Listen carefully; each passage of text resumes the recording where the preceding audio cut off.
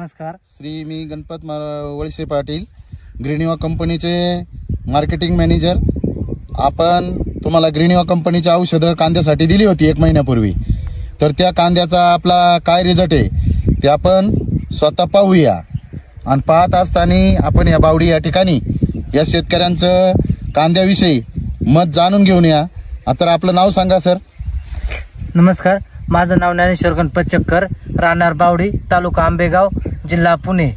मी 25 दिवसापूर्वी ग्रीन युवा कंपनीचे औषध कांद्याला पाण्यातून सोडले होते आणि पलीकडे गावरानला नव्हते सोडले.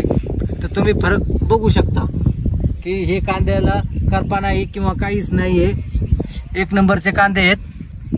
कांद्याची मान, कांद्याची वेणी कशी आहे? हो, चांगली आहे. आणि फक्त 14/14 खताची गुण वापरली. बाकी काही शिपणी वगैरे केली का? अजिबात नाही.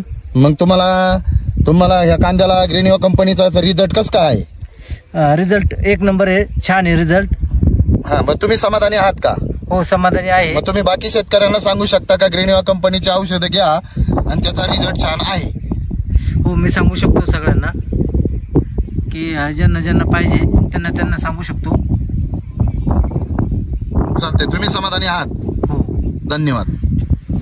आपण पाहू शकतो की याच्यामध्ये ना कांद्याची पात सुद्धा किती छान झालेली आहे. कुठल्याही प्रकारचा अटॅक नाही, का करपायचा अटॅक नाही आहे. कांद्याची वेणी पण चांगली झालेली आहे आणि 1 महिन्याच्या मानाने कांदा सुद्धा खूप छान आहे. तर ह्या भागामध्ये आपण औषध दिलं होतं. इथून डाव्या बाजूला आपण ग्रीनचे औषध दिलेले आहेत आणि उजव्या बाजूला आपण ग्रीनचे औषध दिले नाही. तर 15 दिवसापूर्वीपर्यंत पाऊस भरपूर प्रमाणात होता. ठीक आहे ना, हातीचा पाऊस भरपूर झाला, त्याच्यामध्ये भरपूर झोडपला. त्यामुळे आपण पाहू शकतो की इथे कांदा किती पातळ झालेला आहे. ठीक आहे ना, मर भरपूर झाली, कांदा पातळ झालेला आहे. परंतु त्याच प्लॉटमध्ये जिथं आपण ग्रीनचे औषध वापरले त्याला पावसाचा तेवढा फरक जाणवला नाही आणि चांगलं जोमदार कांद्याचं असं पीक आलेलं आहे. तर शेतकरी तुम्ही समाधानी आहात? हो, समाधानी आहे. धन्यवाद. तुम्हाला रिझल्ट आहे? हो, रिझल्ट आहे. धन्यवाद.